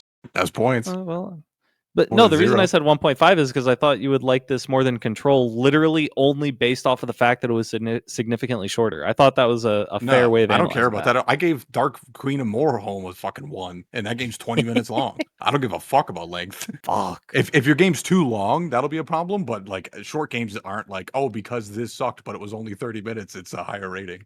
I don't give a fuck about that. All right, so damn it. what's the thread that ties all of these ones together? Because when I think about this game and Dark Queen of Mordholm and Control, it's like very difficult for me to like tie the Control one, the wasn't things it? together. I don't remember what I gave Control. He gave it a might have given Control was a 1.5. 1.5. A Oh, 1.5. okay. Yeah, see, I like Control more in this game. I'm consistent. I mean, this game, like, this is the most like it's not a game we've played for me since Edith Finch. Like, Yeah. you don't do anything, so like that's already like a huge disappointment. And then like basically the scene that you posted, Tom, it feels like the reactivity is kind of just like copy pasted in. Like it didn't feel good. So where like the scene you posted where Eric punches Nick in the face. So it just kind of like things just kind of felt like they were together. So I felt the reactivity didn't really work that well, which is the one thing that this game should have, which I think when talking to you guys, it kind of does, but it doesn't be like a hidden point system, kind of like Baldur's Gate, but the results kind of feel a lot more heavy handed and that you can see the seam, which I really didn't like. And then I didn't like any of the characters. I didn't think any of them were that funny. The best part of the game to me was when you suffocate Merwin. I thought that was hilarious, but I don't think that's what they were going for. Yeah. Like it is just good. and the lack of quality of life. Like again, like I think the game is so adversarial to me wanting to play it that it was like it feels like a complete time disrespect. Like they're not trying to make me want to play this game. They're being like, here's the experience. If you like it, then you like it, and if you don't, you don't. And I didn't. Yeah, I guess that is kind of a vibe that I'm being left with right now, is that this entire game was just a money extraction tool. Yeah, I forgot to mention that. That's definitely what I think this is. I think this game is like a for money game. Like this game was made with profit designed in mind for sure. And I think you're dead on. Like this isn't anybody's passion project. This was just like hey, we got something here. Yeah, it is. For something with as many, I have never played something with as many inspirations that feels so uninspired. Yeah. It's like that's why I said I had to raise my split fiction to 1.5 because I think that game's a paint by numbers design game. But I enjoyed that game so much more because like the game was actually like kind of decent. It was just so generic and like can't be bad is what pissed me off about that game. This game was just bad. Yeah. I would disagree that this wasn't made with passion though. I think like this game strikes me as a game that was made by passionate people without talent. So Well, I would say passionate people that are limited by a corporate environment, if anything. Like there might have been some really talented people who worked on this game, but they probably just got shut down by Supermassive saying, no, you need to do X because we need to, this is the formula that works for us or something like that. are they really that big of a company? I really don't know that much about them. I mean, these games don't seem like they're made on shoestring budgets. Like they're probably at least $5-10 million games, which I consider fairly big. Yeah, that's definitely true. I'm just gonna say that this was made by someone that played Amnesia Rebirth, thought, oh, that's a cool game, I'll make that. Oh, another thing I completely forgot. Some of the animations in this game, if you actually look at them, are fucking terrible. Like fucking terrible. Like if you just like watch how the characters like move and get placed around the scene, it's like they didn't spend any time on it. So that's why I think it's like a money game as well. Like they're just trying to make money out of this game rather than like polish it and put a good product. So that rubs me the wrong way real bad. Was Until Dawn one of the OG mocap games? Am I making that up right now? No, I'm I not think that's sure. right. Yeah, to me it feels like they just like had their studio made back in like 2016 or whatever it was for Until Dawn and never updated it after all of the technology for mocap got better. I mean, I think if they did that, that would be good because I don't remember Until Dawn being like, look how stupid this character got thrown out of this car or whatever that this game had. Like, it's all over the place in this game for things that like aren't the focal point of the camera. Like shit just kind of moves very like awfully. Yeah, that's how the quarry was too. So you're probably right that they've just like literally been using 20-year-old equipment. All right, Thomas, tell us why you're above average.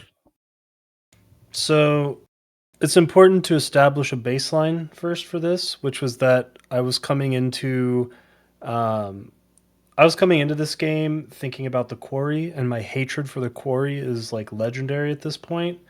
Like that game was just an insult to every medium and genre that it occupied and that I hold dear. So when I say that I didn't hate House of Ashes, you have to understand that for a supermassive game, that's basically me saying it belongs in the fucking Louvre. So honestly, I'm just a sucker for this sort of schlocky, low stakes, high tension horror, or rather the other way around. And this game just serves up some of that genuinely fun, crappy horror that like is not going to be something that I think about more than a week from now, but like it just tickles all of the nerve endings on me for things that I just like.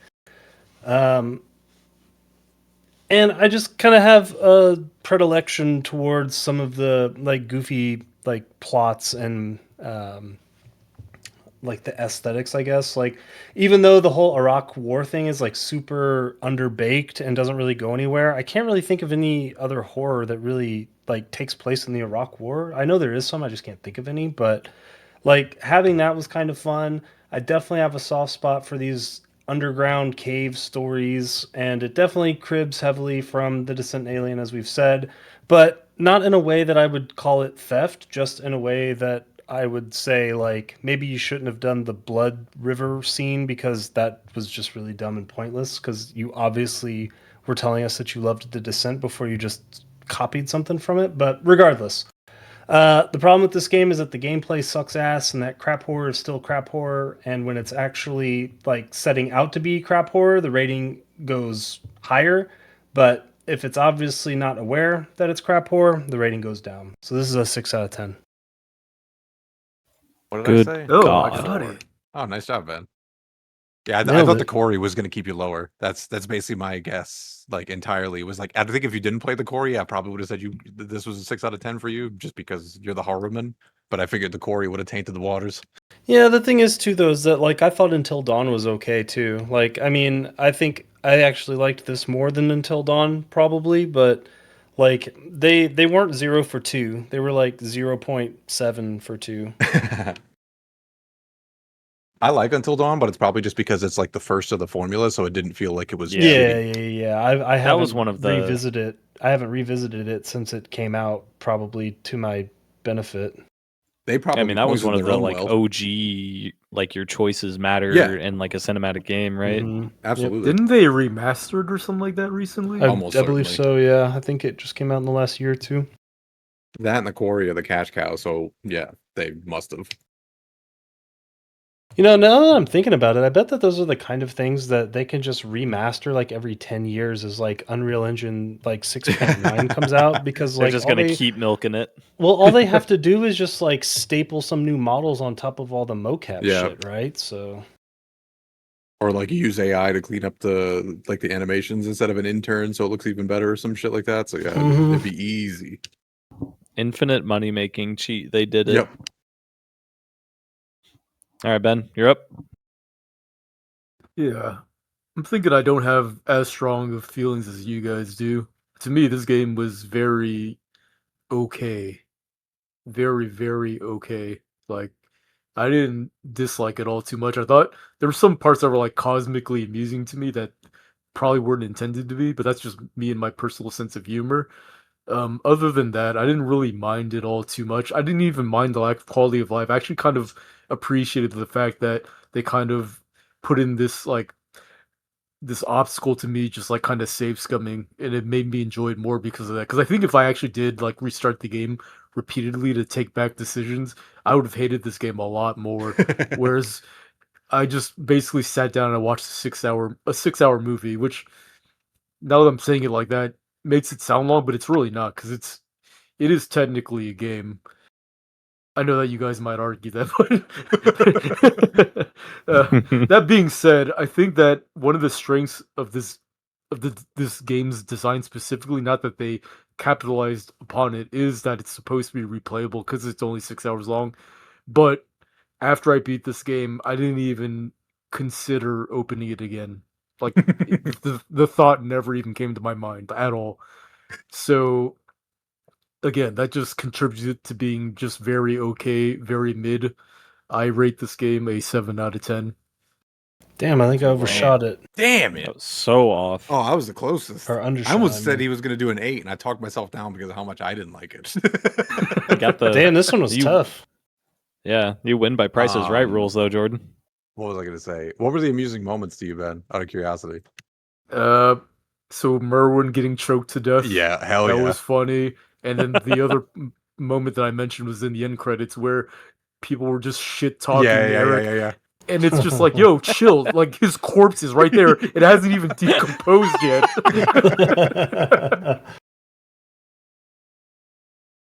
That's good stuff. Almost makes me wish that I fucked up more of the QTEs to see stuff like that, but everyone was dead anyway. I will say though that I don't disagree that this game is a game. This game is definitely a game. This game would have been better as an HBO show though. Yeah. I don't know about that because of all the branching narratives. Like I know that maybe it's not as like or like elegant as I think it is in my head, but like there's enough branches where like I don't know, like if you were to do a TV show or movie, right, you just have to choose one of the branches and run with it. Think about it this way though, right? Like you call the branching narrative like the thing that separates it from being a TV show or being better served as a TV show, but you also said you're never going to launch the game again to actually seek out those branching narratives. One thing I will say... Yeah, no, I understand that. I'm not saying that it's a good thing. I'm just saying that... what I'm saying is that like having it doesn't mean it's a good thing. Okay, I see what you're saying. Well, I guess what I'm just saying that it'd be even if it's not a very good video game, I don't know how it would work as a TV show unless you just choose one of the branches and just say that's the one. You lose like a decent hook of why it's a game. Basically. No, that part is definitely true. Yeah, for sure. I for me, this and Edith Finch, I don't consider them games, but I consider them interactive media. Like, I don't think that they should be movies, but I don't think that they're what I consider games because, like, how many meetings do you think they had about the gameplay in this game? And it was zero. Like, they were just like put QuickTime events and fuck off. And also, I think a big thing that none of us experienced with this game, which was also like probably the whole hook, was the co-op experience that you're supposed to do. Like, I think you're kind of supposed to talk shit about this game. Oh yeah, I feel like that's a little bit true of all of them. Like I think that was kind of true for the Quarry too. Like was the Quarry co-op meant to be? I don't know, but even if it wasn't, it has like sit on your couch with your friend or your significant other and shit talk it vibes, I think. Yeah, I mean this game like basically told you to do that though, right? Like with the design choice of like it instead of saying play game, it says play alone and don't play alone, and the default option of your cursor is don't play alone. So they're basically saying like play this with other people because you're probably going to want to talk shit. So is it common for people to play these games like it's like a split fiction or It Takes Two or whatever? I think this game specifically because that's how it's pushed, but I don't think the Dark Pictures Anthology, I don't think that's a thing there. I think that's specific to just this game. Yeah. Got it. Well, as for me, despite all of the shit talking that I have engaged in and had fun with, I do enjoy shit talking. That is an enjoyable thing. And even though I wasn't playing this game with someone, I did enjoy shit talking it to myself, into Discord, and tonight. So there were enjoyable qualities of this for sure. Unfortunately, all of that is definitely outweighed by the fact that this is just an incredibly, to me, uninspired story that isn't treading any new ground, that never really hooked me with like a bait that just really let me sink my teeth in. I thought that like the Egyptian stuff was going to be that in the prologue. Like, yeah, that's a decent hook. Like, just throw me into fucking 2000 BC and let's see where we go with it. That's cool. But then literally from that point, it was just straight downhill at all points. That being said, I was going to give this game I knew like going into it, I was going to give this game somewhere around a 5. Just because like at the end of the day, it's going to be just kind of a crappy movie. And I've, what's the worst case of a crappy movie? I'm just going to sit a little bit bored at my computer monitor and play a game on another monitor. And I'm not even going to make this game lose points because I couldn't play another game on another monitor. I'm going to acknowledge that this was a game, just not a very good one. And I would have given this game a 4.5. I would have given this game a 4.5, but it's $30 on Steam, so I'm going to give it a 3.5. What did I say you got it? Yeah, Fuck. Tom's got it. I got there. Bet on 6.5. That's fucking hilarious. 6.5. That's crazy.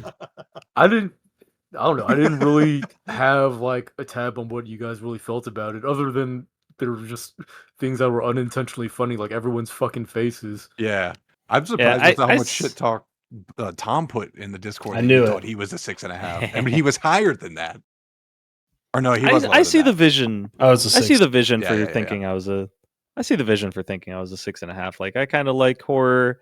This game, it's a lot of what I said. Where like it's not an egregious experience. It's pretty short. I think I'm generally kind of consistent that short games kind of they don't grate on me as hard as longer games do. I kind of see the vision for it, but yeah, no, 3.5. Yeah, and I mean, I'm not gonna even like defend this game. I went into this like honestly assuming everyone was going to have like felt polarizingly bad about this game, and I was just like, you know what, I'm gonna come into this game not terrible, but just a little lukewarm. And it sounds like everyone settled kind of on their own, like it's their own version of lukewarm. Yeah, Except I one. mean, That's not lukewarm. Yeah, but your 1 out of 10 could still be like a fucking 5 out of 10 on someone else's scale. Well, so. sure. It's just my own personal enjoyment, which was. This is why I asked about the other ones, because I don't get that part of it yet. The floor can sink into infinity, you know. So yeah. I feel like don't think of it like I'm not IGN. I'm not trying to rate the game based on what the game's trying to be. Which, if I was IGN, I'd probably call it a 6. It's just my personal experience with the game. Yeah, I rate purely on vibes, to be honest. So I'm not gonna say my scale makes any sense. You at least have fine. Like an objective, like scientific method derived scale, whereas I'm just like, it was kind of cool, even though everything else sucked. 6 out of 10. Yeah. My scale is basically that, but that I just go and look around at other games that I gave like ratings to. It's a relative scale to itself, and just an enjoyment scale of me with the games. I think like the way I look at it is, it is how much did I enjoy this game. I have a pretty strong barometer for whether I'm going to be positive or negative just based on that. And like after that, I'm going to take externalities into account, like the price. Like, why, Jesus, $30? That is ridiculous. I usually don't factor in price or like length or anything like that. I'll just like talk shit about those things or say, wow, it's crazy. Like in the case of Look Outside. I don't know. I just feel like as someone that doesn't have a lot of money right now in particular, like for example, if you told me this game was $100, then no, I'm going to give it a 1 out of 10 every single time. That would be ludicrous. But like if it was like a $5 game, I'd be like, yeah, okay. I mean that was worth $5. Like I think about it in terms of worth, and this game, even though it's the length of 2 movie tickets, I'm not paying to see it on a big screen or anything like that. So fuck off. Yeah, no, I completely agree. It makes total sense to bring in like the value into like your value score of a game. So yeah, that makes sense. Yeah, I mean, I don't like to say everything is like within the range of that. Like a good price does not make a good game, but I think I usually give myself somewhere around a 1 point value based on like what the value proposition of a game is.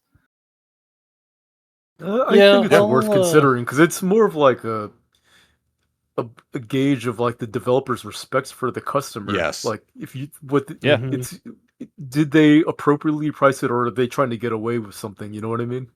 Yeah, and it's like we said earlier, this was a game that we said is like a profit extraction machine. So Mhm. I'm gonna rate it lower if that was their intention going into it, you know? Maybe if I paid $40, I'd be more pissed about it. But I think I got it in like some humble bundle, so I don't even know what I paid for it. Oh, to be clear, I'm saying this for the podcast. I pirated the shit out of this game with the link that Ben gave, but the fact that it's $30 is still bullshit. Yeah, I think I got this for like $2 on G2A because Yeah. I would say I don't generally factor in the value proposition. Sometimes I do. It just depends. If it's like an extreme example, like I think I did for Dark Queen of Morthome, because I think that was what, $5, and it was like 15 minutes long, and that just felt like a little silly to me. Yeah, and off too as well. Like You brought it up for off, yeah. Yeah, and in both examples, it's because those games went from free to paid, but there was like not enough to justify that additional charge. Like Dark Queen of Morthome, I remember now, added like translations and like art and shit, but at the end of the day, you're still asking me to basically pay $60 an hour for your game that does not have $60 an hour worth of content. Right. Yeah. I think another factor that I look into when like considering why I base it off prices, I kind of consider my score as like a recommendation. And like I'm not going to recommend a 6-hour experience to someone that is making like $10 an hour, you know? Oh yeah.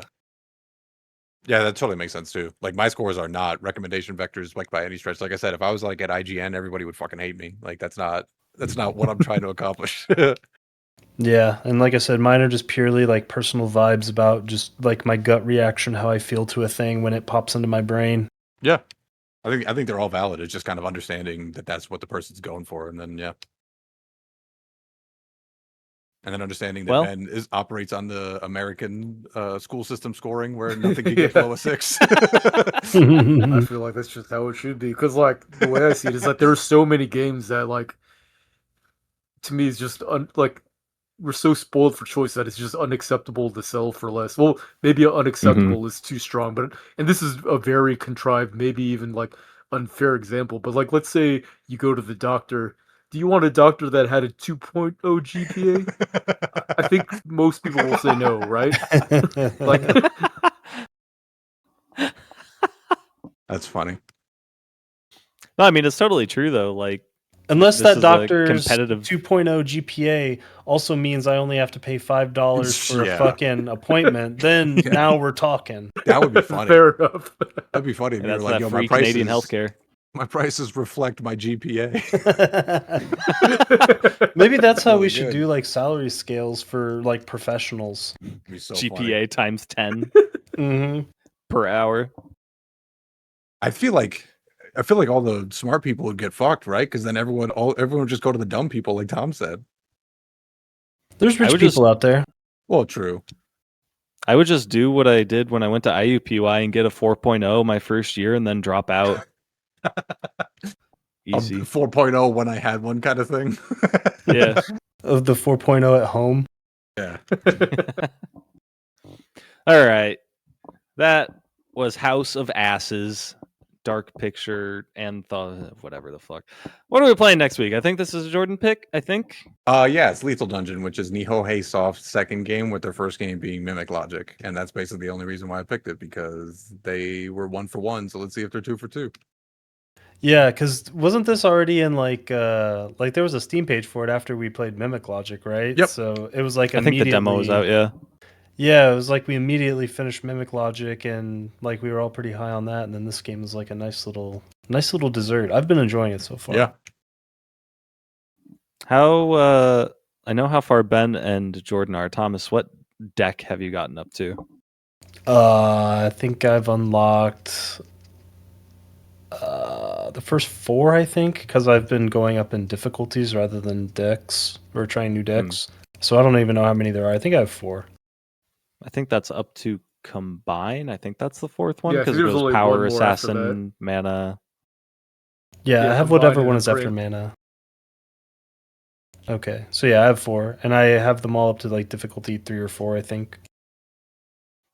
Yeah, I You gotta hate get the getting 5th into a one. habit of I hate getting into a habit of thinking that I'm gonna love a game in the brief section that we do on it before we actually do the episode, like with Starvaders. But yeah, I mean, this one's looking pretty good, and Hohei Soft apparently knows how to make games, so we'll talk about it next week. Oh yeah. Bye.